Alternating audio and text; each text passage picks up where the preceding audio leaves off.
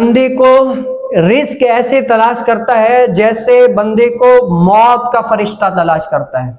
जैसे बंदे का टाइम पूरा आ जाए ना, टाइम पूरा हो गया, अब फरिश्ता वो उस बंदे को ऐसे तलाश करेगा, जहां कहीं भी होगा उसको क्या ढूंढ कर निकाल लेगा, भाई तुम्हारा वक्त पूरा हो गया। तो क्या है, रिस्क बंदे को ऐसे तलाश करती है जैसे बंदे को मौत तलाश करती है। लेकिन आज फिर भी लोग क्या करते हैं, रिस्क की तलाश में दर पदर सारे लोग घूमते रहते हैं, इधर उधर यहां वहां जहां चाहे घूमते रहते हैं। लेकिन बताओ, आज कोई पूरी अपनी जिंदगी में कोई एक ऐसा शख्स देखा है जो ये सुबह कहता हुआ निकला कि आज मैं अपने ईमान की तकवीयत के लिए जाकर ऐसे उलमा सुलहा से मुलाकात करूंगा ताकि मेरा ईमान और मजबूत हो और ईमान में तरोताजगी आए और ईमान मेरा बढ़े?